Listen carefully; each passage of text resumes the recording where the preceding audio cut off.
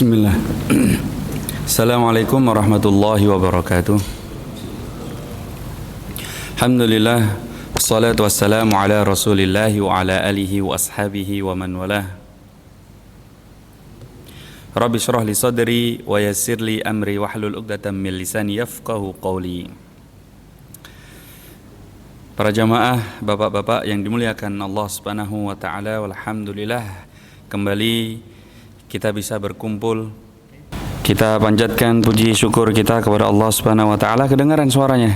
Yang mana Allah Subhanahu wa taala memberikan kenikmatan kepada kita, kenikmatan sehat,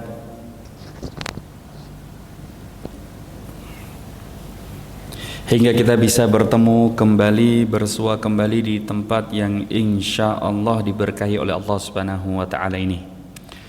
Bagaimana kabarnya bapak-bapak semuanya? Sehat semuanya? Masya Allah.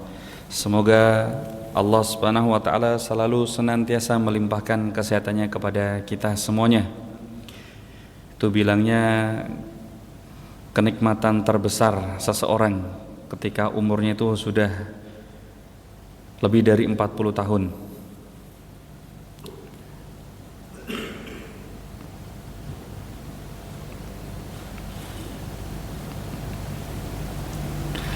Oke jamaah yang dimuliakan Allah Subhanahu wa taala, kita lanjutkan kembali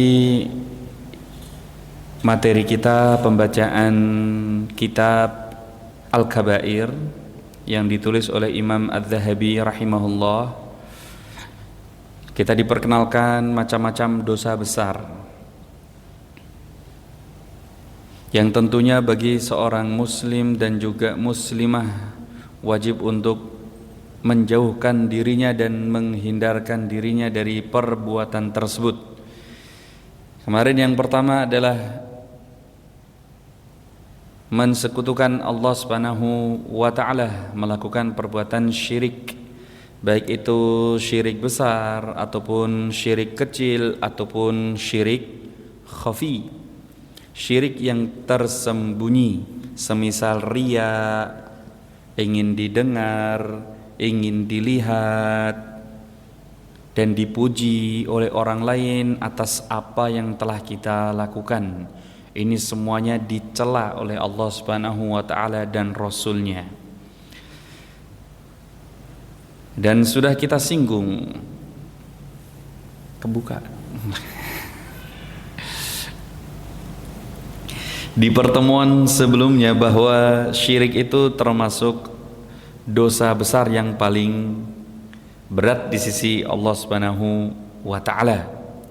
Bukan berarti kita melegalkan dosa besar yang lainnya selain syirik, tidak. Tapi ini merupakan peringatan bahwa dosa syirik yang selama ini itu diremehkan, itu pada dasarnya bukan satu hal yang remeh di sisi Allah Subhanahu wa taala. Itu yang kemarin sudah kita singgung. Selanjutnya yang kedua, silahkan dibuka. Qatlun nafsi, yaitu membunuh jiwa, sebagaimana Allah SWT menyebutkan dalam firman-Nya, wa may yaqtul mu'mina muta'ammidan fajaza'uhu jahannam khalidan fiha wa ghadiballahu alaihi wa la'anahu wa addalahu 'adzaban 'azima. Barang siapapun yang membunuh seorang mukmin dengan sengaja, maka balasannya adalah neraka jahanam. Ia kekal di dalamnya, Allah murka kepadanya dan mengutuknya serta menyediakan azab yang besar baginya. Jazakumullah khairan. Zawajakallahu bikran.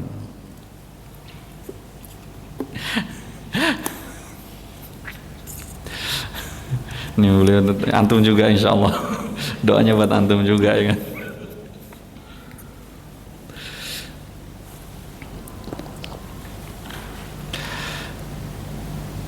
Begitu pula pada firman Allah Subhanahu wa taala, walladzina la yad'una ma'allahi ilahan akhar wa la yaqtuluna an-nafsa allati harramallahu illa bil haqq wa la yaznun wa man yaf'al dzalika yalqa athama yudha'af lahu al-'adzabu yawmal qiyamati wa yakhlud fihi muhana illa man taba wa amana wa 'amila salihan dan orang-orang yang tidak menyembah ilah yang lain beserta Allah dan tidak membunuh jiwa yang diharamkan oleh Allah kecuali dengan alasan yang dibenarkan, tidak berzina, maka barang siapa yang melakukan hal demikian itu niscaya dia mendapatkan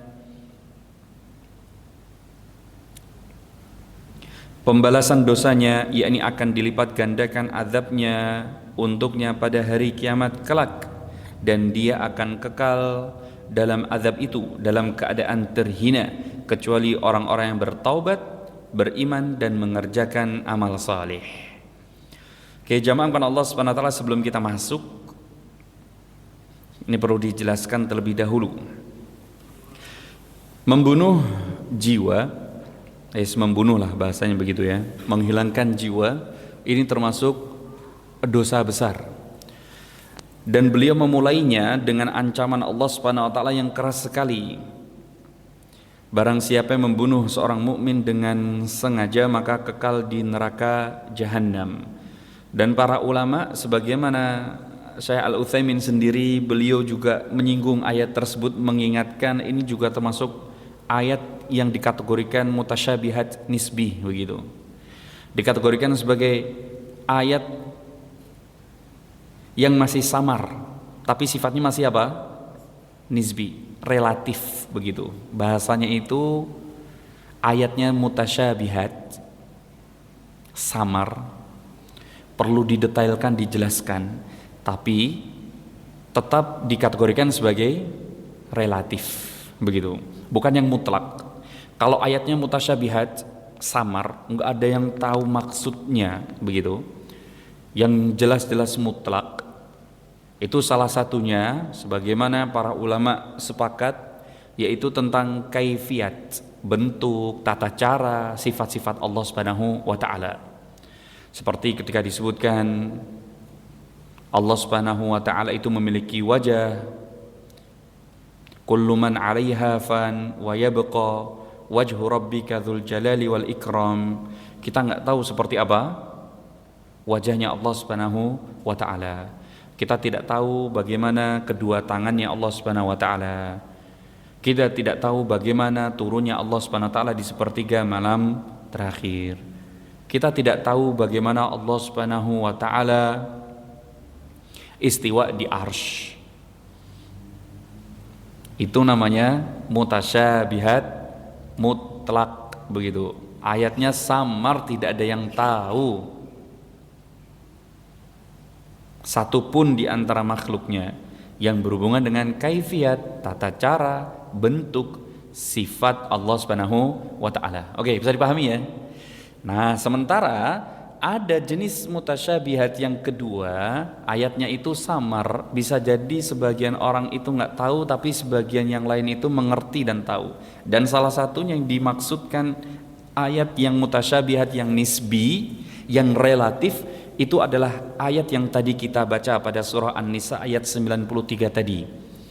Nah, sebagian kaum muslimin seperti orang-orang yang salah dan keliru dalam memahami ayat tersebut, seperti orang-orang yang berakidahkan Khawarij, mereka menganggap bahwa pelaku dosa besar selama dia tidak bertobat kepada Allah Subhanahu wa taala, karena digabungkan dengan surah Al-Furqan ayat yang selanjutnya tadi 68 sampai 70 yang mana disebutkan kecuali Allah Subhanahu wa taala itu akan memaafkan orang yang melakukan dosa-dosa yang tadi disebutkan, syirik, membunuh, zina. Kalau orang itu bertaubat, beriman dan mengerjakan amal soleh, maka Allah Subhanahu wa taala menghilangkan seluruh ancaman tersebut, menjauhkan seluruh ancaman tersebut. Oke? Nah, yang jadi permasalahan kalau ada orang yang misal membunuh atau dia berzina dan dia belum bertobat kepada Allah Subhanahu wa taala kemudian meninggal begitu. Kan banyak kasusnya seperti itu Pak Dokter ya. Jadi melakukan perzinaan, mungkin minum obat kuat, jantungnya ternyata sudah tidak apa? Sudah tidak memenuhi standar karena terlalu dipacu, akhirnya apa? Meninggal. Dalam keadaan seperti itu. Lu banyak lo kasusnya itu kan, rata-rata sudah berumur begitu. Kira-kira ketika dia meninggal seperti ini, melakukan dosa besar, apakah dia itu akan kekal di dalam neraka sebagaimana tadi sudah disebutkan? Begitu juga orang yang membunuh dan dia belum bertaubat, apakah dia juga akan kekal di dalam neraka jahanam? Nah, orang-orang Khawarij dalam keyakinan mereka memahami orang yang demikian itu akan diancam kekal di dalam neraka dan dihukumi sebagai orang kafir, keluar dari Islam, sampai demikian. Nah, maka dari itu para ulama kemudian mengatakan ayat ini dikategorikan sebagai ayat mutasyabihat yang sifatnya apa? Nisbi. Nisbi itu apa tadi? Relatif. Tergantung gitu kan. Tergantung sudut pandang begitu. Nah, ketika kita mendapati ayat yang demikian, sebagaimana Syekh Al-Utsaimin beliau mengajarkan kepada kita, maka harus dikembalikan kepada ayat yang muhkamnya, ayat yang sudah jelas, yang tegas pasti. Nah, ayat yang tegas dan pastinya kan menyebutkan dalam firman Allah Subhanahu wa taala, Allah Subhanahu wa taala berfirman, "Innallaha la yaghfiru ayyushraka bihi wa yaghfiru ma duna dzalika liman yasha." Allah Subhanahu wa taala itu tidak akan mengampuni dosa syirik yang dilakukan oleh seorang hamba.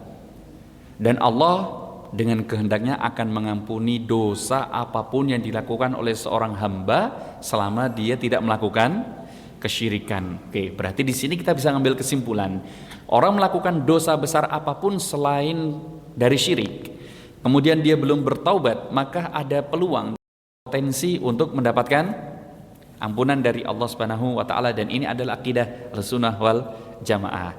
Maka yang disampaikan oleh penulis di sini ini juga merupakan ayat yang menunjukkan ancaman yang sangat keras sekali, bahwa menghilangkan nyawa seorang muslim tanpa hak ini merupakan perkara yang sangat agung sekali, yang tidak boleh diremehkan sama sekali. Bahkan Allah menyebutkan ancamannya itu di dalam neraka, khalidan, kekal di dalamnya. Para ulama mengatakan pada tafsir ayat tersebut, kenapa kok disebutkan kekal di dalam neraka? Ada yang bisa memberikan jawaban? Padahal kita tahu, yang kekal di dalam neraka itu adalah pelaku dosa besar berupa apa tadi? Kesyirikan dan kekufuran yang jelas-jelas mengeluarkannya dari Islam, begitu. Kenapa kok Allah SWT juga menyebutkan di sini dengan kata khalidan, kekal? Ada yang tahu jawabannya? Ya, para ulama kemudian memberikan jawaban seperti ini. Dianalogikan sebagaimana kita ketahui, jamaah Allah Subhanahu wa taala, Bapak-bapak semuanya, satu hari hitungan akhirat itu sebagaimana berapa? 50.000 tahun. Ya, khamsina alfasanah mimma ta'udun, dan begitu. Bagaikan 50.000 tahun hitungan kita di mana? Di dunia. Nah, kalau dapat hukuman, misal kamu karena membunuh, hukumannya sehari. Ringan banget hukumannya, cuma sehari. Kamu dihukum selama 10 tahun, misal membunuh, hukumannya 10 tahun. Ternyata hitungannya pakai hitungan apa? Akhirat. Kan sudah nggak pakai hitungan lagi duniawi. Orang sudah berada di mana? Alam akhirat. Kalau cuma dihukum 1 hari aja, itu sudah setara dengan 50.000 tahun. Bisa dibayangkan, jamaah Allah Subhanahu wa taala dihukum selama 50.000 tahun. Bahkan mungkin kita pernah lihat itu. Ada video yang mencontohkan kepada kita bagaimana waktu itu berjalan sangat lambat. Jamaah bisa aja contoh itu, melakukan gerakan plank. Tahu nggak plank? Gimana? Ya, seperti orang yang push up itu, kuat berapa lama? Nah, itu coba. Itu kita bisa bertahan 5 menit itu hebat, dan waktu itu terasa berjalan lambat. Kok nggak selesai-selesai, kita dikasih target 5 menit aja. Kita sambil nengok, lama betul 5 menit. Bayangkan, ini seseorang itu mendapatkan siksaan. Orang itu dihukum begitu ya, disiksa. Kita ketika mendapatkan hukuman berupa siksaan 5 menit aja, waktu itu akan berjalan terasa sangat apa? Lambat. Bayangkan itu hitungannya dengan hitungan akhirat. Maka satu hal yang wajar kalau Allah SWT itu menyebutkan fajazauhu jahannama khalidan fiha, begitu. Seakan-akan digambarkan oleh Allah SWT kekal, begitu. 50.000 tahun seharinya, kan begitu. 50.000 tahun. Kita hidup itu berapa lama? Paling lama 60-70 tahun. Ada orang yang umurnya 200 tahun aja kita sudah mengatakan, wah ini orang ini iya nggak mati-mati, hebat, begitu. Ini 50.000 tahun, bayangkan, begitu. Jadi di sini kita bisa mengambil kesimpulan. Satu hal yang wajar, kalau Allah SWT menyebutkan dengan kata kekal, yang dimaksudkan oleh ulama itu, kekal itu ada dua. Jadi ada khuludnya itu yang kekal selama-lamanya, begitu, tidak berhenti, dan ini hanya dikhususkan untuk orang yang melakukan kekufuran dan kesyirikan. Sementara ada yang namanya itu kekal, akan tetapi ada batasnya. Khulud muakkad, bahasanya begitu. Jadi dia kekal, tapi ada batasnya. Seakan-akan itu kekal, karena saking apa? Lamanya.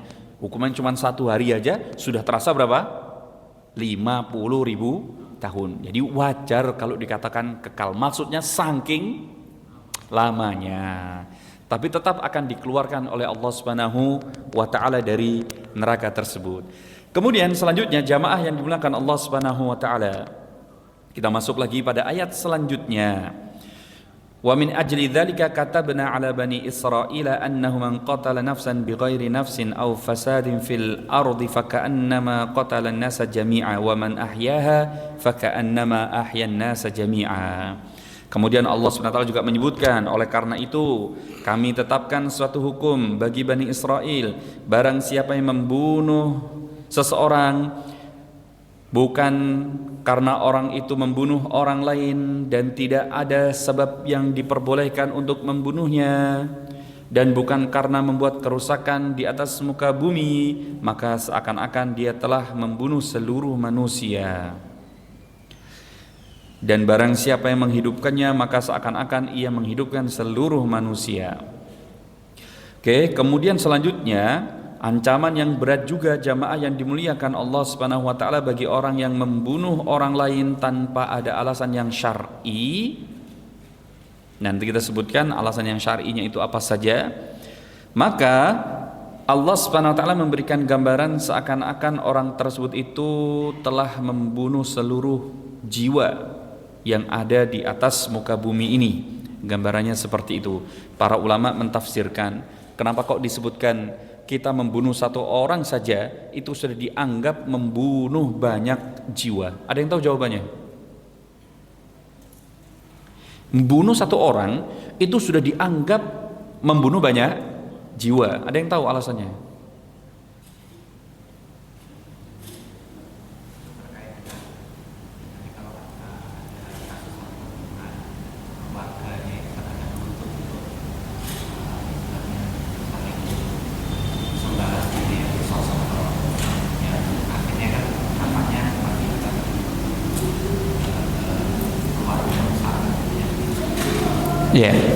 Ya, itu salah satunya, dokter. Dianggap dia itu membunuh banyak jiwa yang lainnya dikarenakan kita ini kan manusia, begitu, berkembang biak. Kalau ada satu yang dibunuh, kan bisa jadi dia itu memiliki keturunan. Jadi kalau dia mati, yang harusnya dia punya keturunannya ya ikutan mati juga, kan begitu. Maka disebutkan seakan-akan dia itu membunuh apa? Banyak jiwa yang lainnya. Demikian gambarannya. Selanjutnya ayat Allah Subhanahu wa taala yang terakhir sebelum kita nanti masuk pada pembahasan, wa idzal mau'udatu su'ilat bi ayyi dzambin qutilat, dan apabila bayi-bayi perempuan yang dikubur hidup-hidup ditanya karena dosa apakah dia dibunuh.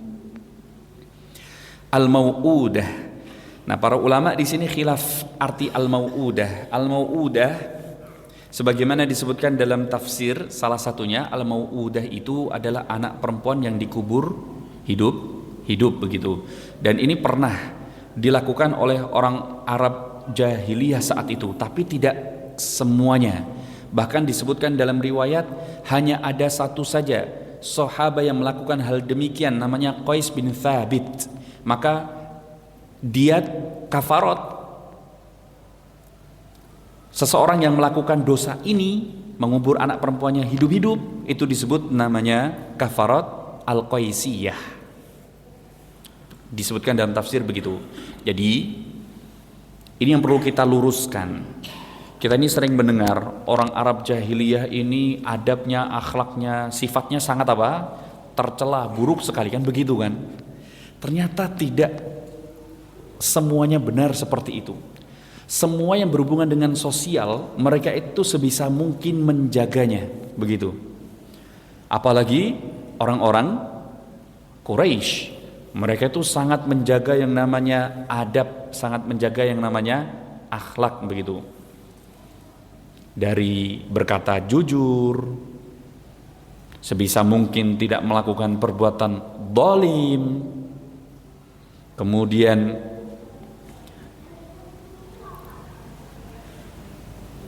sifat dermawan, ini sudah mereka pegang begitu. Sebagaimana kita ketahui, orang Quraisy itu mereka sudah terkenal sebagai orang yang dermawan saat orang itu melakukan ibadah haji dari seantero jazirah Arab. Mereka itu menyediakan apa?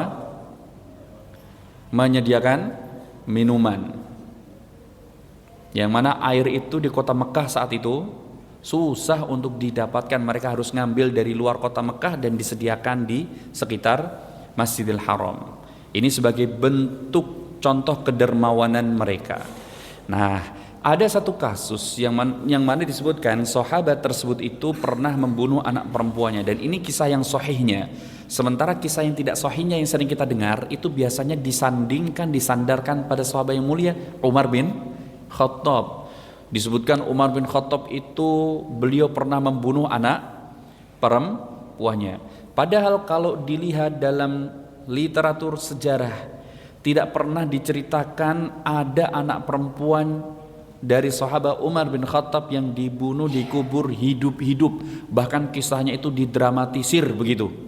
Jadi dikisahkan Umar bin Khattab saat itu membawa anak perempuannya, kemudian beliau menggali tanah. Setelah digali, karena beliau itu kepanasan dan keringatan, anaknya menyeka keringatnya. Setelah itu memberikan minum kepada bapaknya. Setelah itu ternyata anaknya langsung dikubur hidup-hidup. Hingga ini menjadikan alasan kenapa Umar bin Khattab ketika beliau menoleh ke sebelah kiri, beliau itu selalu apa? Menangis, teringat akan dosanya, begitu. Sampai demikian, kalau menengok ke sebelah kanan, beliau itu apa? Tersenyum. Ketika sedang tahiyat, kalau nengok kanan, beliau itu senyum. Kalau nengok kiri, beliau itu sedih, hampir mau menangis, begitu. Pernah dengar ceritanya begitu? Umar bin Khattab membunuh anak perempuannya? Belum pernah dengar? Hampir semua kisah pembunuhan anak perempuan dikubur hidup-hidup itu selalu disandingkan pada diri sahabat yang mulia Umar bin Khattab. Nah, ini salah satu hal yang perlu diluruskan dan disebutkan di dalam literatur sejarah. Anak perempuan Umar bin Khattab radhiyallahu anhu yang pertama, dan itu pun juga masih hidup, namanya siapa? Hafsah binti Umar bin Khattab. Jadi anak yang dibunuh anak yang keberapanya begitu? Anak perempuan yang keberapa? Karena anak perempuan yang pertamanya saja saat itu masih apa? Masih hidup. Bisa dipahami jamaah? Nah, ini jadi permasalahan dan tidak boleh ketika kita mendapati ada satu kisah yang disandingkan pada sahabat dan kisah tersebut itu ternyata melecehkan dan merendahkan kehormatan seorang sahabat, maka perlu kita cek. Perlu kita lihat kembali apakah hadis tersebut itu, cerita tersebut itu benar atau tidak. Karena para sahabat pada dasarnya seluruhnya itu dikatakan udul, adil, orang yang baik apa? Akhlaknya, bagus agamanya, dasarnya begitu. Jadi kalau ada kisah yang merendahkan para sahabat, maka perlu dicek. Bisa jadi kemungkinan besar cerita tersebut apa? Palsu, sebagaimana disandarkan kepada sahabat yang mulia Umar bin Khattab. Bahkan Umar bin Khattab itu jamaahkan Allah Subhanahu wa taala, saking parahnya orang-orang menceritakan bagaimana dulunya Umar bin Khattab radhiyallahu anhu sebelum masuk Islam, dikatakan orangnya keras, peminum khamr, tukang bunuh, perampok. Dengar begitu ya? Ini parah ini. Perlu dipahami.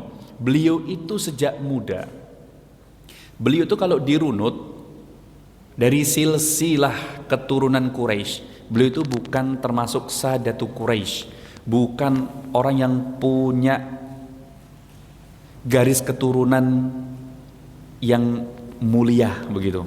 Biasa saja. Orang Quraisy tapi ya yang biasa saja.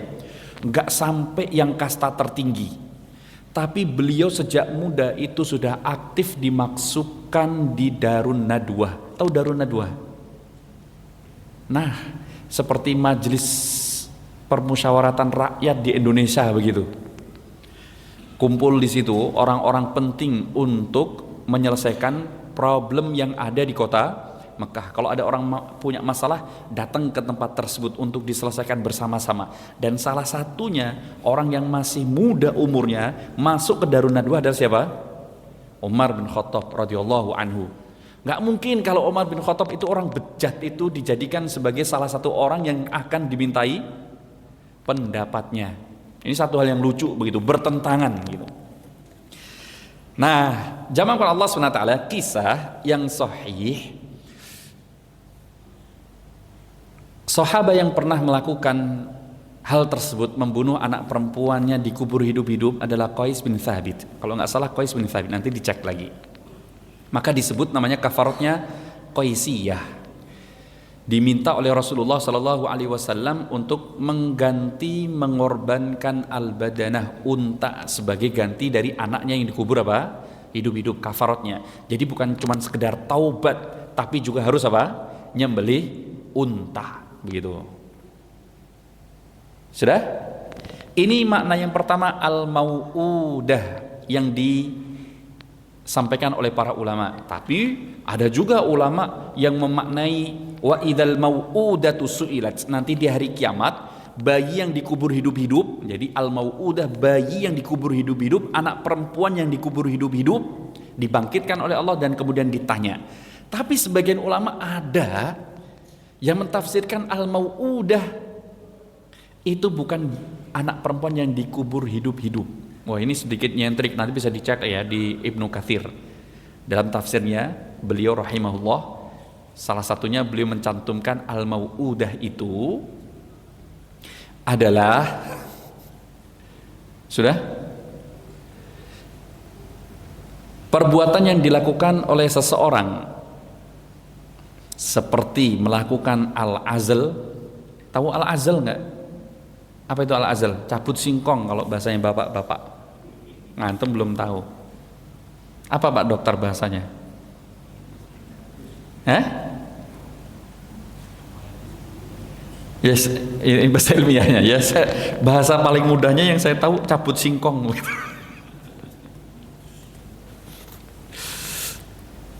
Sebagian memaknai artinya cabut singkong, dan yang lebih buruk lagi ketika seseorang misal melakukan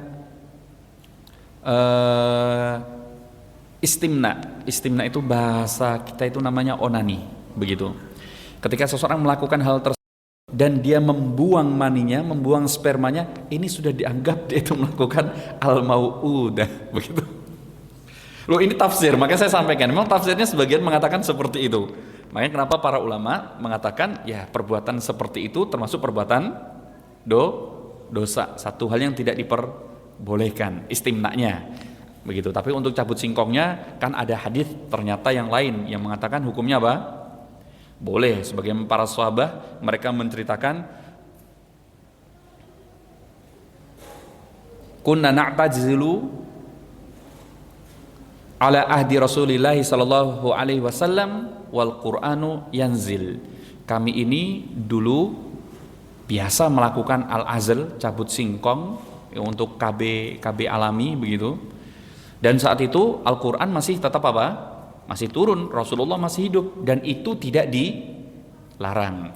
Maka al-mau'udah berarti lebih tepat jamaah Allah Subhanahu wa taala, tidak dimaknai seperti yang tadi kita singgung yang kedua, berarti lebih tepat al-mau'udah adalah yang pertama. Kira-kira masih ada nggak tradisi al-mau'udah? Membunuh, mengubur anak perempuan hidup-hidup? Masih ada zaman sekarang. Yang disebut namanya apa Pak Dokter? Aborsi. Masih sama. Nggak harus sudah dewasa, enggak. Selama sudah dikasih oleh Allah Subhanahu wa taala apa? Nyawa, ruh, maka hukumnya sama begitu. Berhak untuk hidup. Berhak untuk hidup. Selanjutnya jamaah Allah Subhanahu wa taala. Setengah jam lagi kita masuk yang kedua. Dan Rasulullah sallallahu alaihi wasallam beliau juga menyebutkan di dalam hadisnya, ijtanibus sab'al mubiqat, jauhilah oleh kalian 7 hal yang membinasakan, dan salah satunya di situ disebutkan adalah membunuh jiwa yang diharamkan oleh Allah SWT kecuali dengan hak.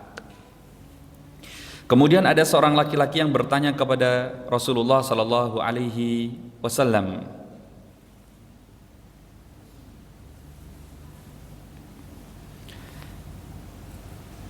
dosa apa yang besar di sisi Allah Subhanahu wa taala?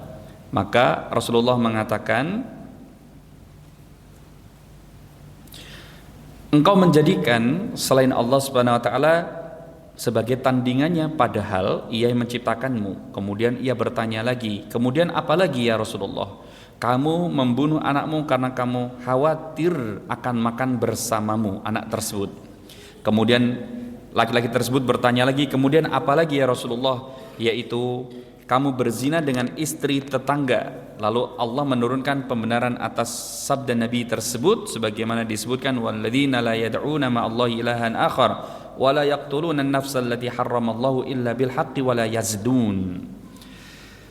Selanjutnya Allah Subhanahu wa taala menyebutkan dalam firman-Nya, dan orang-orang yang tidak menyembah ilah yang lain beserta Allah dan tidak membunuh jiwa yang diharamkan oleh Allah untuk membunuhnya kecuali dengan alasan yang benar dan tidak berzina. Dan di situ lebih spesifik lagi disebutkan oleh Rasulullah, berzina dengan istri tetanggamu. Jadi berzina termasuk dosa besar. Dan lebih buruk lagi ketika seseorang itu berzina dengan istri tetangganya, sebagaimana Rasulullah SAW itu pernah bertanya kepada sahabat seperti ini,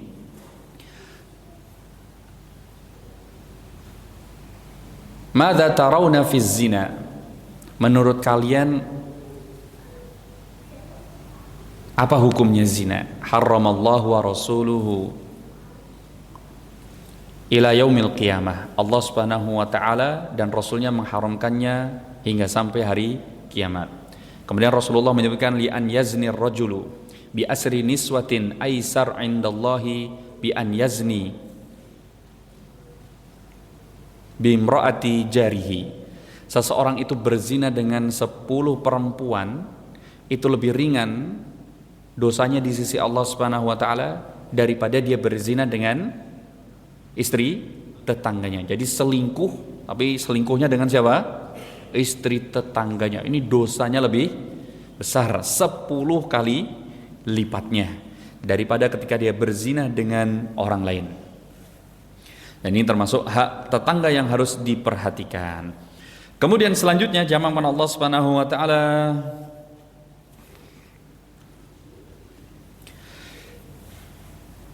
Rasulullah sallallahu alaihi wasallam beliau juga menyebutkan di dalam hadisnya, apabila 2 orang muslim bertemu dengan pedang terhunus, maka orang yang membunuh dan yang terbunuh sama-sama di neraka. Maka kemudian ada sahabat yang bertanya, ya Rasulullah, kalau yang membunuh masuk neraka ya wajar. Lah ini orang yang terbunuh kok bisa juga masuk ke neraka begitu. Di sini juga merupakan catatan penting untuk kita bagaimana Allah memberikan ancaman neraka. bagi orang yang melakukan perbuatan tersebut. Oh iya, ini lupa tadi, ada yang kelewat. Pembunuhan itu kan tidak hanya satu macam begitu, ini kelewat sepertinya, harus dijelaskan sebelum kita masuk lagi. Pembunuhan itu ada 3 macam. Meskipun sebagian ulama mengatakan ya ada yang mencukupkan cuma 2 macam aja, sengaja dan tidak disengaja. Tapi sebagian ulama ada yang mencontohkan jenis yang ketiga, yaitu pembunuhan mirip disengaja. Bismillah.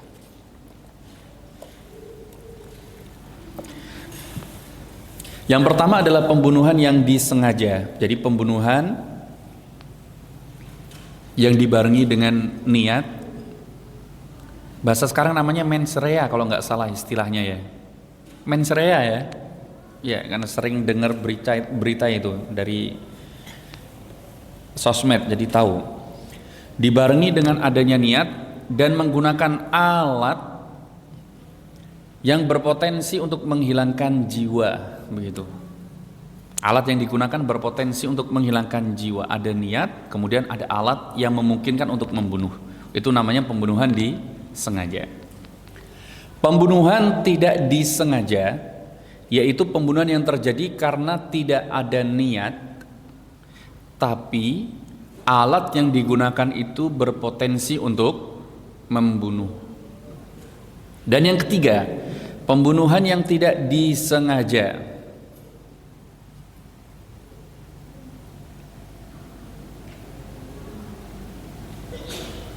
Kok tidak disengaja? Mirip dengan disengaja, maaf. Mirip dengan disengaja. Tidak ada niat dan alat yang digunakan pun pada dasarnya tidak memungkinkan untuk membunuh. Oke? Sudah? Kita mulai. Ada orang misal, contoh jamaah marah, begitu. Misal motornya diserempet, dikejar tuh, yang nyerempet, misal mobil, kejar. Saat itu diberhentikan di depannya, dia keluar, orangnya keluar dari mobil, ini turun dari motor, yang punya motor langsung ngambil dari jok, ngambil palu, dipukulkan di kepalanya. Sengaja atau tidak disengaja? Kenapa mirip disengaja? Nah, setelah itu ada niat nggak? Itu sudah dianggap sebagai niat namanya. Itu namanya niat. Semua bentuk mencelakai orang lain itu sudah dianggap sebagai niat. Meskipun dia ngomong, tapi saya niatnya nggak bunuh, saya itu cuma mau melukai, tidak bisa. Tidak diterima alasan demikian. Oke. Contoh lagi, jamaah Allah SWT, bapak-bapak mainan sama temennya airsoft gun begitu, atau yang sekarang pakai gel ya, ternyata kena beberapa, ternyata mati. Beberapa kali hit, beberapa kali tembakan, mati. Kira-kira dikategorikan yang mana?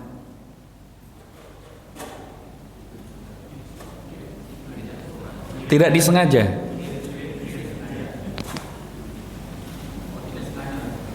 Tidak sengaja atau mirip? Karena niatnya kan dia bermain, Ya. tetapi menggunakan alat yang berpotensi menimbulkan celaka. Mainan ini.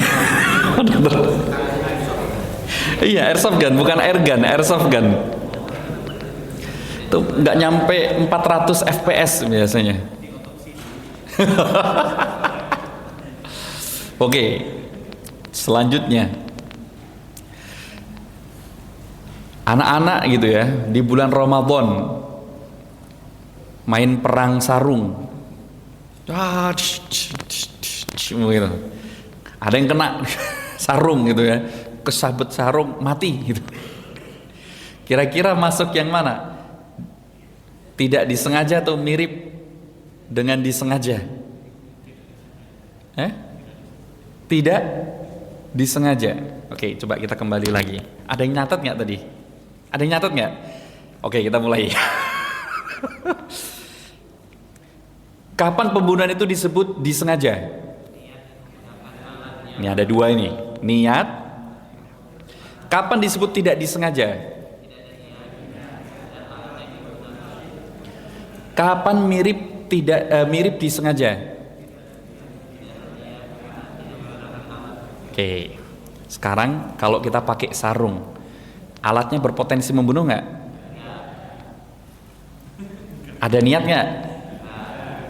Berarti mirip atau tidak disengaja? Coba baca lagi. Tidak disengaja, coba baca lagi. Tidak disengaja. Tidak ada niat. Menggunakan alat yang ada potensi untuk bisa menghilangkan jiwa, itu namanya disebut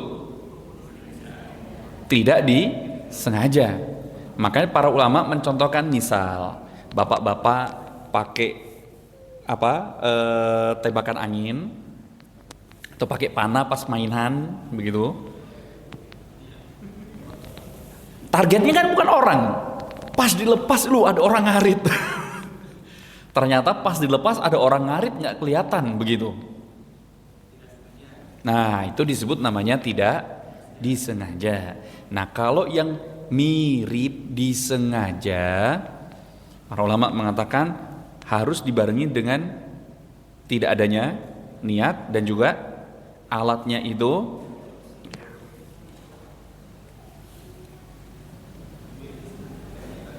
atau kebalik.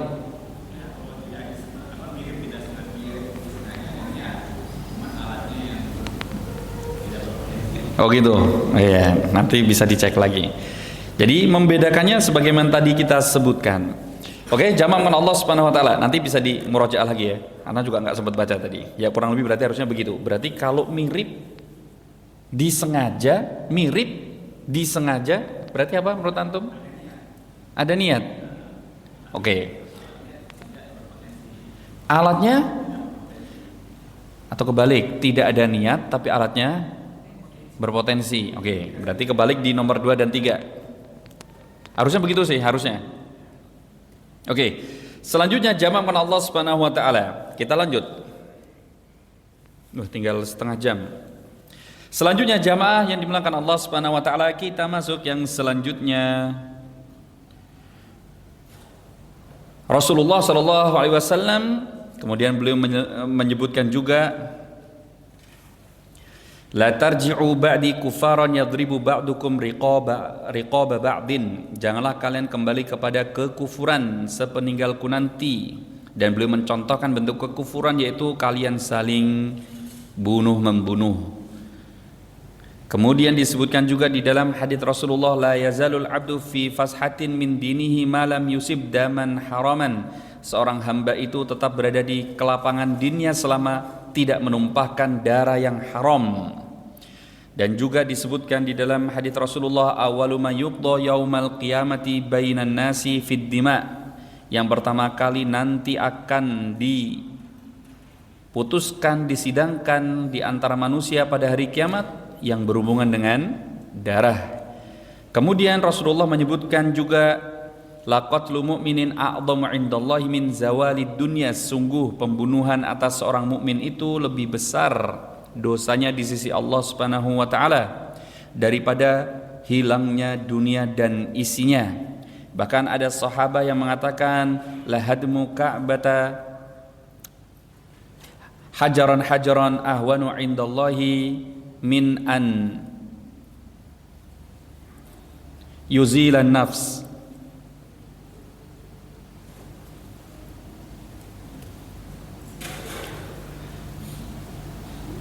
Dihancurkannya Ka'bah itu batu per batu itu lebih ringan di sisi Allah Subhanahu wa taala. Satu lagi disebutkan min ihraqid dima'il muslim, daripada tertumpahnya darah seorang muslim. Oke, jamaah karena Allah Subhanahu wa taala, kita cukupkan sampai di sini pada poin yang kedua. Kita masuk pada poin yang ketiga yaitu sihir. Bisa dibuka. Yang selanjutnya adalah sihir. Dosa besar yang ketiga adalah sihir, sebagaimana disebutkan pada surah Al-Baqarah ayat 102. Pada potongan ayat tersebut disebutkan, walakinna syayatina kafaru yu'allimuna an-nassa sihr, bahwa setan itulah yang kafir, mereka mengajarkan sihir kepada manusia. Dan ini juga merupakan potongan dari ayat Allah Subhanahu wa taala yang atas. Sebelumnya beliau juga mencantumkan di ayat tersebut di bawahnya, tapi tidak langsung memberikan keterangan jamaah. Bisa dilihat yang ada bukunya. Perhatikan di situ.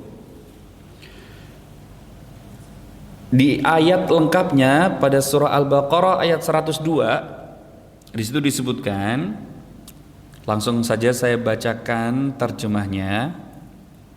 Dan apa yang diturunkan kepada dua orang malaikat di negeri Babil, yaitu Harut dan Marut di Babilonia, yaitu Harut dan Marut, sedang keduanya tidak mengajarkan sesuatu kepada seorang pun sebelum mengatakan, sesungguhnya kami hanya cobaan bagimu, sebab itu janganlah kamu kafir. Maka mereka mempelajari dari keduanya apa yang dengan sihir itu mereka dapat menceraikan antara seorang suami dengan istrinya, dan mereka itu ahli sihir tidak memberi madarat dengan sihirnya kepada seorang pun kecuali dengan izin Allah, dan mereka mempelajari sesuatu yang memberi madarat kepadanya dan tidak memberi manfaat, dan sesungguhnya mereka telah tahu bahwa barang siapa yang menukarnya kitab Allah dengan sihir itu, tiadalah baginya keuntungan di akhir. Ini ayatnya perlu dijelaskan ya jamaah. Jamaah yang bukan Allah Subhanahu wa taala. Ayat tersebut kalau kita baca secara utuh di terjemahan, kalau jamaah bisa buka di terjemahan, baca secara utuh.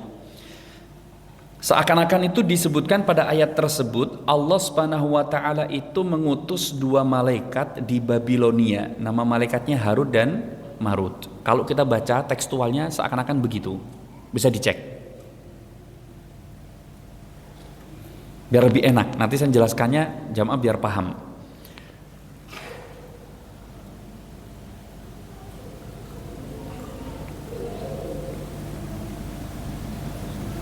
Sudah? Di situ disebutkan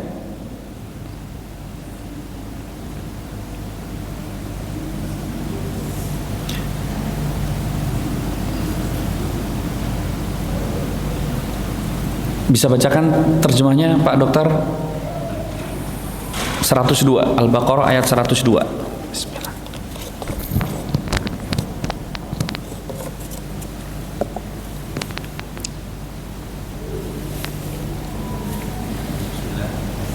Sesungguhnya Allah menetap iman dan bertakwa, niscaya mereka akan mendapatkan pahala, dan sesungguhnya pahala dari Allah adalah lebih baik. 102. Di buku 100 berapa? Al-Baqarah.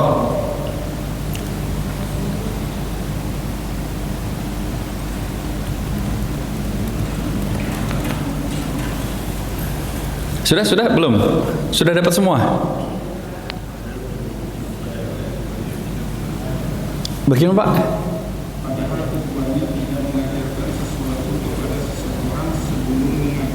Ayat di atasnya.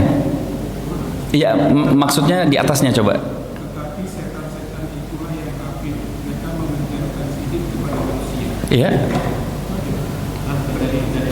Iya dari awal ayat aja. Mereka mengikuti apa yang dibantu oleh setan-setan pada masa kerajaan Sulaiman. Sulaiman tidak kafir, tetapi setan-setan itulah yang kafir. Mereka mengajarkan sihir kepada manusia, dan apa yang diturunkan kepada dua malaikat di negeri Babilonia, yaitu Harut dan Marut. Padahal keduanya tidak mengajarkan sesuatu kepada seseorang sebelum mengatakan, sesungguhnya kami hanyalah cobaan bagi mereka.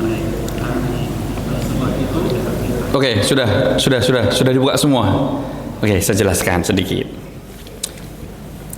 Jamaah kan Allah Subhanahu wa taala, jadi ceritanya ayat tersebut ini turun asbabun nuzulnya sebagai bantahan kepada orang-orang Yahudi, yang mana orang Yahudi itu mereka merendahkan Nabi Sulaiman alaihi salam, menganggap Nabi Sulaiman ini bisa melakukan ritual sihir. Maka dari itu kita juga tahu orang Yahudi pun juga mereka mengenal apa? Praktek sihir. Rasulullah Shallallahu Alaihi Wasallam juga sama pernah terkena sihirnya orang Yahudi. Hingga kemudian Allah Subhanahu wa taala mengajarkan ruqyah untuk membaca surah Al-Mu'awwidhatain. Dan itu termasuk salah satu dampak efek dari sihir orang Yahudi, meskipun sebagian riwayat mengatakan haliful Yahud begitu. Bukan orang Yahudinya langsung, akan tetapi orang Arab yang dekat dengan orang Yahudi. Intinya belajar sihirnya juga dari siapa? Orang Yahudi. Nah, perlu dipahami, orang Yahudi itu mereka menganggap bahwa Nabi Sulaiman itu juga melakukan ritual praktek apa? Sihir. Maka turunlah ayat ini yang mengatakan membersihkan diri dan juga nama Nabi Sulaiman, bahwa Nabi Sulaiman itu sama sekali tidak pernah melakukan ritual apa? Sihir. Sebagaimana anggapan orang-orang Yahudi. Nah, kemudian selanjutnya jamaah Allah Subhanahu wa taala, ada pelajaran penting di situ, bahwa hampir semuanya kita menganggap, saya mau tanya ke jamaah ini, di situ disebutkan ada nama Harut dan juga Marut yang Allah Subhanahu wa taala sebutkan saat itu ada di kota Babilonia. Siapakah Harut dan Marut itu di situ? Nah, setiap kita semuanya mengatakan Harut dan Marut itu adalah malaikat yang Allah turunkan di Babilonia tersebut. Sementara para ahli tafsir mengatakan sebenarnya artinya nggak seperti itu. Jadi ayat tersebut itu tidak dibaca tekstual dari awal sampai akhir, sebenarnya tidak seperti itu. Maka Ibnu Katsir dan juga yang lain-lain mentafsirkan Harut dan Marut itu bukan malaikat yang Allah Subhanahu wa taala turunkan di Babil, itu tidak. Yang diturunkan oleh Allah Subhanahu wa taala dua malaikat yang mengajarkan ilmu yang benar, kitabullah, kepada Nabi Sulaiman. Tidak mengajarkan sihir adalah Jibril dan Mikail. Hanya saja setan sepeninggal Nabi Sulaiman alaihi salam sengaja membuat orang-orang itu tersesat. Jadi di bawah singgasananya itu sengaja diletakkan buku yang berisi sihir. Kemudian ketika dikeluarkan, orang-orang menyangka bahwa sihir itu miliknya siapa? Nabi Sulaiman. Padahal Nabi Sulaiman tidak pernah mengajarkan sihir sama sekali nggak pernah mengajarkan sihir, begitu. Dan yang diutus untuk mengajarkan ilmu yang hak, ilmu yang baik kepada Nabi Sulaiman adalah dua malaikat yang disebutkan di tafsir adalah malaikat Jibril dan malaikat Mikail yang disebutkan di dalam tafsir. Lantas siapa Harut dan Marut tersebut? Maka para ulama mengatakan Harut dan Marut itu manusia biasa. Itulah mereka yang mengajarkan ilmu sihir di kota Babil, begitu. Jadi perlu dipahami, sihir itu sudah ada bahkan sejak sebelum Nabi Sulaiman. Saya mau tanya, lebih tua mana Nabi Sulaiman dengan Nabi Musa alaihissalam? Duluan mana? Duluan siapa? Duluan Nabi Sulaiman. Duluan siapa? Nabi Musa lebih dahulu. Ada nggak perdukunan pada zaman Nabi Musa alaihissalam? Nah, maka para sejarawan menyebutkan ilmu sihir itu sudah mulai dikenal dan ada bahkan sejak pada zaman Nabi Idris alaihissalam, begitu. Dan Harut dan Marut itu dikisahkan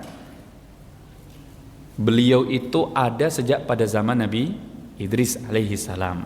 Nah, intinya jamaah Allah SWT, jadi Harut dan Marut itu bukan malaikat, karena ada kisah Israiliyat yang mengkisahkan Harut dan Marut itu malaikat, yang mana dua malaikat ini protes kepada Allah Subhanahu wa taala ketika melihat, ya Allah, kenapa sih manusia ini berbuat banyak kesalahan dan dosa, engkau ini masih sabar, padahal tahu engkau itu adalah Allah Subhanahu wa taala yang menciptakan mereka, memberikan ini dan itu, kok bisa mereka itu bermaksiat? Coba kalau kami yang dijadikan sebagai penghuni bumi dunia ini, maka kami tidak akan melakukan kemaksiatan. Maka Allah SWT menguji mereka, dikasih kesempatan, oke, kalian saya turunkan ke dunia, tapi dengan syarat tetap harus memiliki syahwat yang ada pada siapa? Pada jiwa manusia atau Bani Adam. Hanya mereka turun diberikan syahwat. Kemudian diminta untuk menyembah berhala, mereka nggak mau. Dipaksa untuk membunuh, nggak mau. Dan terakhir diminta untuk minum khamr, dia nggak mau. Maka pilihannya hanya boleh salah satu dari 3 ini. Akhirnya dimilih yang apa? Minum khamr. Setelah minum khamr, ternyata dia juga malah apa? Membunuh. Setelah membunuh, dia juga ternyata malah apa? Menyembah berhala. Hingga kemudian dihukum oleh Allah Subhanahu wa Ta'ala. Nah, ini ceritanya palsu yang berhubungan dengan Harut dan Marut, bukan nama malaikat Harut dan Marut tersebut, tapi nama siapa? Nama manusia yang mengajarkan sihir tadi. Oke, kita lanjut. Jamaah dengan Allah Subhanahu wa Ta'ala. Jadi praktek sihir ini pada dasarnya sudah dikenal sejak zaman dahulu, dan yang paling penting bagi kita seorang muslim itu harus tetap meyakini bahwa yang namanya sihir itu tidak bisa memberikan madarat sama sekali bagi kita dan tidak bisa memberikan manfaat kecuali dengan izin Allah Subhanahu wa Ta'ala. Bukan berarti kalau ada manfaatnya kita boleh, enggak boleh sama sekali. Itu hukumnya dosa besar. Dan yang jelas enggak ada madarat. Jadi enggak perlu takut jamaah Allah Subhanahu wa Ta'ala ketika kita mendengar ancaman berupa sihir begitu. Dan saya lihat salah satu yang bagus yang diajarkan pada kita gitu ya, secara umum lah, terlepas dari kacamata syariat, bagaimana vlogger terkenal itu, si siapa namanya, si pesulap merah itu, nantang dukun sana dukun sini, siapapun yang bisa menyantet dipersilakan, dan ternyata nggak ada satupun yang berhasil melakukannya. Dan harusnya seorang muslim juga begitu. Kita sudah belajar, harusnya nggak perlu apa? Nggak perlu takut ketika mendapatkan ancaman apa? Sihir. Ini kalau orang Banten, ada orang Banten di sini. Orang Banten parah, mereka kalau emosi marah dikit langsung ancamannya apa? Iya, disantet ku aing sia, gitu bahasanya. Oh, tak santet kamu. Bahasanya selalu apa? Seperti itu. Orang Banten biasa seperti itu ancamannya. Tapi kita sebagai seorang muslim nggak perlu apa? Nggak perlu takut. Bisa omong kosong doang juga itu, nggak mungkin dia betulan apa? Nyantet. Jamaah Allah Subhanahu wa Ta'ala. Kemudian selanjutnya, macam-macam sihir yang disebutkan di sini, dari yang paling ringan hingga sampai yang paling terberat, sebagaimana disebutkan di dalam hadis Rasulullah Sallallahu Alaihi Wasallam. Yang pertama jamaah yang dimuliakan Allah Subhanahu Wa Taala, yang dicontohkan oleh penulis,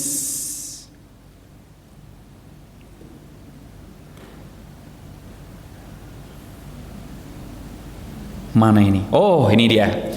Yaitu yang pertama adalah ruqyah, kemudian tamimah, dan yang terakhir adalah tiwalah. Dan ini semuanya merupakan bagian dari kesyirikan, sebagaimana Rasulullah menyebutkan, innar ruqa wat tamaim wat tiwalah syirkun. Sesungguhnya ruqyah, jampi-jampi, mantra-mantra, tamaim, sesuatu yang dikalungkan, dan juga tiwalah, yaitu jenis sihir berupa pelet. Ini semuanya termasuk syirik. Oke, kita mulai dari yang pertama jamaah Allah Subhanahu wa Ta'ala, yaitu ruqyah, atau bahasa kita jampi-jampi, atau apa tadi namanya, mantra-mantra. Oke, ruqyah jamaah Allah Subhanahu wa Ta'ala, Rasulullah di sini menyebutkan secara umum ruqyah itu syirik, begitu. Tadi yang disebutkan innar ruqa wat tamaim wat tiwalah syirkun. Yang namanya ruqyah, tamimah, tiwalah, tiwalah, oke, syirik. Sudah? Nah, disebutkan secara umum ruqyah itu syirik. Tapi nyatanya jamaah Allah Subhanahu wa Ta'ala, kita tahu ternyata tidak semua ruqyah itu syirik. Maka para ulama menjelaskan ruqyah itu juga ada 3 hukum. Yang pertama, boleh berarti 4 begitu. Yang pertama syirik, kedua apa? Syar'i, ketiga mubah, dan keempat bid'ah. Kan berarti begitu. Yang syirik berarti yang mengandung unsur menyekutukan Allah Subhanahu wa Ta'ala pada mantra atau jampi atau lafaz yang diucapkan. Oke, seperti contoh jamaah Allah Subhanahu wa Ta'ala. Kita ini orang Kalimantan kan selalu kenal dengan pengobatan patah tulang orang apa? Orang Dayak. Pakai minyak apa? minyak bintang. Nah, ketika sebelum dilakukan pengobatan, kok ternyata dukunnya itu merapalkan lafaz-lafaz yang mengandung kesyirikan dengan ritual-ritual sebelumnya, maka itu termasuk ruqyah yang syirik. Ya, ana juga belum pernah tahu sih seperti apa lafaz yang diucapkan sih. Penasaran, karena orang Keharingan itu, orang Dayak itu juga sebelum mulai ibadahnya mereka diawali pertama kali, hebatnya itu diawali itu kalau nggak salah ada bismillahnya juga, sebagainya begitu. Karena adanya asimilasi dengan agama Islam yang dibawa oleh Pangeran Antasari ketika beliau mengasingkan diri atau bersembunyi ke Kalimantan Tengah. Jadi terpengaruh oleh dakwah beliau meskipun tidak menjadikan semuanya itu masuk ke Islam, orang Keharingannya tetap masih pada ajarannya begitu, tapi tetap ada pengaruhnya. Kemudian yang kedua, ruqyahnya itu ruqyah yang apa? Syar'iyah. Ruqyah yang syar'iyah ya lafaz yang digunakan, doa-doanya itu syar'i yang diajarkan oleh Rasulullah SAW baik dari Quran dan Sunnah. Kemudian ruqyah yang mubah. Ruqyah yang mubah ya lafaz-lafaz yang digunakan hanya sekedar kata-kata biasa, bisa jadi nggak memiliki arti doa dan yang lain-lain, atau memiliki arti doa tapi tidak diajarkan oleh Rasulullah secara langsung. Kalau orang Jawa itu begini, ada anaknya jatuh, pu coba aja pu tai asu mambu, orang Jawa tahu. Nggak ada orang Jawa ya? Pak dokter nggak pernah dengar begitu Pak dokter? Nggak pernah dengar? Pernah dengar? Oh nggak tahu maksudnya. Itu kalau orang Jawa biasa begitu. Kalau anaknya jatuh begitu, wah coba aja pu gitu. Nggak tahu kalau di sini ada nggak sih? Nggak ada. Nggak ada sama sekali. Misal anaknya jatuh, biar anaknya itu nggak nangis, sakitnya cepet hilang begitu, kita alihkan ya. Biasanya di mantrai dulu kemudian ditiup. Selama tidak memiliki arti kesyirikan, maka ini bisa dianggap sebagai mubah. Ya seperti contoh, nggak apa-apa, kuat, sembuh. Nah, misal anaknya jatuh, kemudian kita memberikan afirmasi positif kan begitu. Nggak apa-apa, kuat, gini aja, sembuh, ditiup. Nah itu namanya mubah. Berarti ada yang bid'ah juga. Bid'ah itu berarti kalau sebenarnya syar'i tapi bisa jadi tata caranya nggak sesuai. Ini banyak kan begitu. Nah salah satunya yang sering dikomentari sama Ustadz Yazid kan begitu, masalah ruqyah ini karena berlebihan begitu. Sampai beliau itu mencontohkan ada orang sakit apapun ruqyah, bahkan sampai nggak bisa meninggalkan maksiat ruqyah. Yang disalahkan apa? Jinnya. Ustaz, saya ini kok banyak betul melakukan maksiat, saya ini orangnya temperamen, saya ini mudah marah, jadi apakah boleh saya ini diruqyah? Ya beliau ngomong, wah ini bukan karena jinnya, ini memang karena kelakuan gitu kan. Nggak harus diruqyah begitu. Yang benar ente tobat, perbaiki diri kan begitu. Dan Anda juga pernah dengar teman-teman kan Allah SWT bagaimana ruqyah ini yang tadi lebih kepada bid'ah. Misal contoh, sebenarnya syar'i harusnya, tapi karena tata caranya sudah nggak benar. Mungkin teman-teman pernah lihat itu ada kertas ruqyah saset, ada yang pernah beli? Ada loh, itu surah Al-Fatihah, dia itu dijual saset begitu, ditulis pakai tinta yang dia itu food grade gitu, nanti di mana dimasukkan ke dalam air, dicelupkan sampai apa tulisannya itu hilang, diambil kertasnya, terus dia apa minum. Enggak, dia food grade tadi. Dia udah menyampaikan itu food grade. Antum bisa juga itu bikin kopi apa? Kopi ruqyah.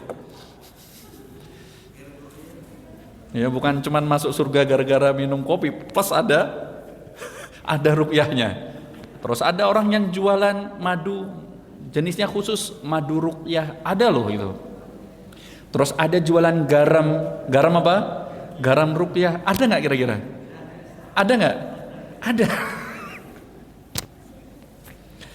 Terus jualan juga air ruqyah begitu, air celup plus ruqyah lagi, berkah itu. Ini semuanya contoh yang pada dasarnya kategorinya sebagai bid'ah, nggak dicontohkan oleh Rasulullah Shallallahu Alaihi Wasallam. Yang harusnya kita sebagai seorang muslim ya nggak perlu lah, harusnya dia ditinggalkan yang demikian, atau contoh yang ruqyahnya berlebihan sebenarnya sudah benar begitu, tapi tata caranya salah begitu. Nah ini Anda dengar secara langsung, beliau ikut pelatihannya, entah dia yang salah memahami atau bagaimana. Jadi kesimpulan Anda begini, karena beliau nyampaikan, jadi begini Ustaz, Anda diajarkan Ustaz, jadi Anda setiap kali habis ngeruqyah, terus Anda baca-baca, setelah itu Anda tiupkan ke minuman, nah Anda diajari itu Ustaz, niatkan minuman ini jadi bom, niatkan minuman ini jadi pedang, jadi senjata, jadi apa? Jadi tembakan, nanti ketika minum jinnya yang ada di tubuh kita meledak katanya. Ya jinnya pinter, ente pas baca begitu jinnya pergi dulu dia. Itu kan nggak ngeliat. Loh iya kan kita nggak ngeliat jinnya. Misal kita udah bacakan yang niatin jadi bom, udah kan. Loh jinnya ngeliat nggak? Jinnya ngeliat, kita ngeliat nggak? Kita nggak ngeliat, tiba-tiba jinnya udah pergi duluan, ya kan? Kita minum nggak pengaruh, itu meledak-meledak doang deh, peletak kan gitu. Wah sudah selesai, wah peletak-peletaknya udah habis, jinnya tinggal apa? Tinggal balik. Ya itu kalau kita mau pakai analogi kan begitu harusnya kan, tapi kan enggak kan. Makanya contoh yang seperti ini maka harus dihindari. Ini termasuk ruqyah yang apa? Yang bid'ah. Untuk yang jualan ya Anda nggak mengatakan sampai bid'ah sih, cuman ya itu tidak dicontohkan gitu. Ya boleh aja, boleh jualan apa? Madu ruqyah, nggak apa-apa. Meskipun tidak dicontohkan. Ya Anda juga kepikiran mau jual shawarma ruqyah. Jadi sebelum Anda buat, jadi Anda tiup-tiup dulu.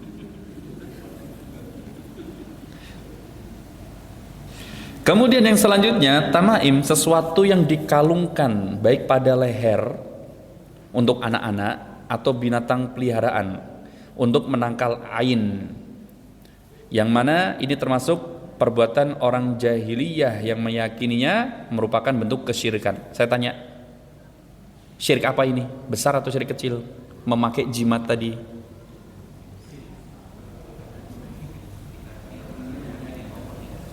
Hah? Kemarin sudah kita bahas ya. Kalau dijadikan hanya sebagai sebab, maka termasuk syirik kecil. Tapi kalau menganggap memiliki kekuatan magis tersendiri dari zatnya, dari benda itu sendiri, ini yang dikategorikan sebagai syirik besar. Bisa dipahami ya? Oke, saya mau tanya. Teman-teman, kan Allah Subhanahu wa taala, misal teman-teman pakai gelang kesehatan atau gelang dari giok atau dari akik tertentu yang bisa memberikan kesehatan, memberikan kesembuhan ketika sakit saat dipakai, kira-kira termasuk jimat atau tidak?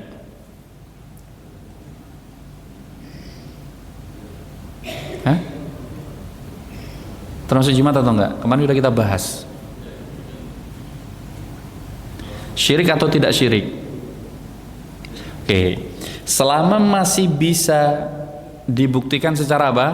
Ilmiah, meskipun tidak semuanya sepakat. Jadi setidaknya masih ada alasan yang logis begitu, maka tidak dikategorikan sebagai syirik. Seperti pakai gelang balance, gelang giok, yang mana kalau disebutkan gelang giok itu bisa menyedot ion-ion negatif dalam tubuh begitu, yang menjadikan kita segar bugar. Atau pakai kalung dari apa? Giok tertentu, giok warna apa yang paling bagus? Hijau. Nah, misal contoh, selama setidaknya masih masuk akal, ada alasan logisnya secara medis meskipun tidak semuanya sepakat gitu ya, kedokteran, maka ini tidak langsung disebut sebagai syirik. Tapi kalau nggak masuk akal, nggak logis, nah itu yang disebut syirik. Seperti contoh bayi, anak-anak kecil yang baru lahir dikasih peniti gede begitu agar supaya nggak diganggu. Ini bentuk kesyirikan. Atau apalagi biasanya? Gunting. Misal ada orang nih, ada mungkin di antara antum yang mantan pakai sabuk yang isinya jimat itu, dipakai agar supaya bisa memberikan keselamatan.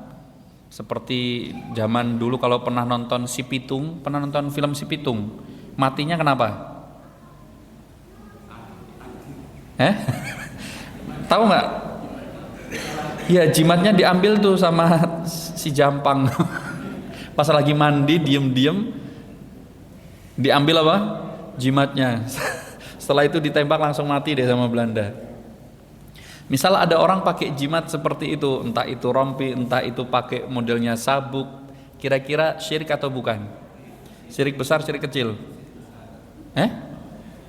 Ya, tergantung kepada niatnya. Tapi tetap merupakan bentuk kesyirikan dan harus dihindari. Kemudian selanjutnya yang terakhir adalah tiwalah. Tiwalah itu pelet. Oke? Pelet juga sama. Pelet juga sama. Ada pelet yang syirik. Berarti ada pelet yang kita kategorikan sebagai pelet yang mubah. Ada juga pelet yang dihukumi apa? Syar'i. Ada bid'ah juga begitu.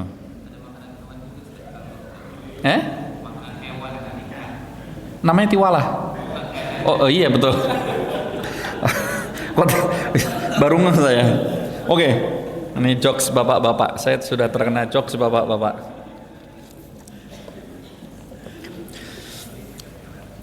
Saya mau tanya ke jamaah, ini banyak kasus tuh orang Indonesia melakukan ritual bagian dari tiwalah pelet. Bawa foto, biasanya kalau ada orang umroh atau haji dititipi, nanti kalau kamu ke Jabal Rahmah, tolong ya nitip taruh foto saya dan pasangan saya. Jadi dia sama suaminya atau dengan istrinya fotonya dititipkan, terus disuruh naruh di mana? Di Jabal Rahmah. Agar supaya hidupnya harmonis begitu, rumah tangganya selalu baik. Kira-kira hukumnya bagaimana seperti ini? Syirik. Kenapa syirik? Enggak ada hubungannya. Wallahu ta'ala alam. Ana sepertinya lebih condong ya lebih kepada bid'ah sih. Lebih kepada apa? Bid'ah, enggak sampai kepada syirik. Karena kan cerita yang tidak sahihnya itu kan disebut sebagai Jabal Rahmah. Itu adalah tempat di mana Allah mempertemukan siapa? Nabi Adam dan Hawa. Maka kalau orang mau dipertemukan oleh Allah Subhanahu wa taala jiwa dan juga raganya, fisiknya, maka di tempat itu adalah tempat yang terbaik. Tabarruk ceritanya begitu. Makanya ngasih fotonya agar supaya kehidupannya lebih apa? Harmonis begitu. Dan ini juga termasuk salah satu hal yang pada dasarnya tidak diperkenankan, tidak diperbolehkan. Kemudian juga termasuk tiwalah yang sebenarnya juga mubah, boleh pelet yang mubah ya tadi. Kalau memang hal tersebut itu bisa menyatukan antara keduanya seperti secara umum tahadu, tahabu, saling memberi hadiah, maka kalian itu akan saling apa? Mencintai. Nah, ini bentuk contoh bagian dari tiwalah yang boleh. Pasangan suami istri saling memberi hadiah. Ini juga menjadikan keduanya semakin apa? Semakin tambah harmonis kehidupannya, semakin dekat satu dengan yang lainnya. Maka hukumnya boleh. Maka nggak salah kalau ada yang mengatakan, ibu-ibu pun juga saya yakin setuju, agar supaya istrinya semakin cinta begitu ya, pelet yang paling terbaik itu belikan perhiasan. Itu bisa dicoba kan begitu, kalau masih belum yakin. Oke, jamaah Allah Subhanahu wa taala. Oh, sudah jam 11. Ada yang mau ditanyakan? Ada yang mau ditanyakan? Kalau nggak ada, sudah jam 11, bisa kita cukupkan. Iya. Iya, main jalangkung. Ya, jamaah karena Allah Subhanahu wa taala, bermain jalangkung tersebut ini juga termasuk bentuk bagian dari kesyirikan. Dan tidak boleh seorang muslim bermain demikian, jamaah karena Allah Subhanahu wa taala. Haram hukumnya. Meskipun untuk sekedar apa? Main-main, nggak boleh begitu. Tidak diperkenankan. Sudah? Nggak ada pertanyaan lagi? Silakan, Pak.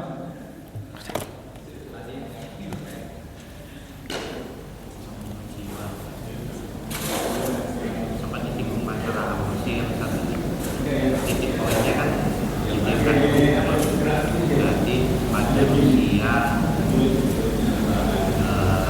4 kali 12 minggu ya tadi. Iya. Pertanyaannya ketika itu di bawah 12 minggu, nah ini kan selalu terjadi pengulangan kayak gitu tadi ini disakti karena ada beberapa alasan yang kami secara medis itu selalu apa ya Mensarankan. mempermasalahkan Iya. misalkan itu secara kesehatan ibunya di kondisi bayinya ataupun gimana ini kan saya baik sementara bahwa saya sih dalam hal ini jadi patokan kita apa baik mungkin secara medis maupun sebagai muslim menyikapi. Iya. Wallahu taala alam, nanti mungkin bisa dirujuk kembali ya permasalahan bayi yang sudah mulai berkembang tapi harus digugurkan kan begitu ya. Di bawah di bawah 4 kali 12 minggu. Ya, di bawah 12 minggu. Ya, 12 minggu itu berarti berapa bulan Pak Dokter? Di atas itu kan apa istilahnya Sudah memiliki ruh. Iya. Karena memang disebutkan di dalam hadits Rasulullah sallallahu alaihi wasallam kan disebutkan innakum la yajma'u fi khalqi au fi batni ummihi 40 yawman nutfatan thumma yakunu 'alaqatan mithla dhalik thumma yakunu mudghatan mithla dhalik thumma yu'maru thumma yunfakhu fihi ar-ruh wa yu'maru bi arba'i kalimatin. Jadi kita ini dijadikan oleh Allah Subhanahu wa taala, penciptaannya kan bertahap dalam perut atau di dalam rahim ibu. 40 hari pertama nutfah, 40 hari kedua hingga sampai 40 hari yang ketiga. Berarti total 120. Berarti kalau dibulankan 4 bulan. Setelah 4 bulan janin itu sudah diberikan apa? Ruh. Maka kalau sudah diberikan ruh oleh Allah Subhanahu wa taala, maka sudah mendapatkan jaminan kehidupan yang sama sebagaimana manusia lainnya, begitu. Kalau seumpama masih di bawah itu belum memiliki ruh, lantas apakah boleh untuk bahasanya diapakan Pak Dokter? Diaborsi? Ya. Apakah hukumnya boleh? Ya. Wallahu ta'ala alam. Tapi kalau memang dibutuhkan secara medis dan memang belum memiliki ruh, ya wajar kalau para ulama pun juga berbeda pendapat. Sebagian pasti akan ada yang mengatakan hukumnya apa? Boleh, karena melihat adanya maslahat yang lebih besar, karena beresiko membahayakan apa? Orang tuanya. Dan saya juga lebih mengambil pendapat tadi, selama belum ditiupkan ruh dan ada kemungkinan beresiko bagi si ibu, maka lebih baik untuk digugurkan. Wallahu ta'ala alam, tapi perlu dimurojaah lagi. Wallahu ta'ala alam. Bisa dicek, tanyakan yang lebih paham ya.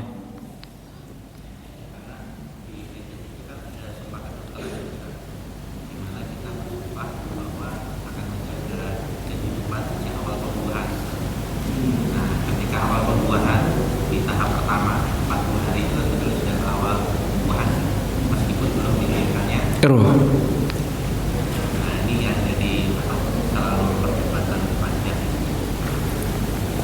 Allah ta'ala alam, bisa ditanyakan ke Ustaz lebih paham nanti. Sudah, tidak ada yang ditanyakan lagi jamaah? Kita cukupkan sampai di sini. Jazakumullah khairan. Naktafi bihadzal qadar. Wa nas'alullah an yanfa'ana bima qara'na wa bima ta'allamna wa bima sami'na fi daraini. Kita tutup dengan doa kafaratul majlis. Subhanakallahumma bihamdika asyhadu an la ilaha illa anta astaghfiruka wa atubu ilaik. Assalamualaikum warahmatullahi wabarakatuh.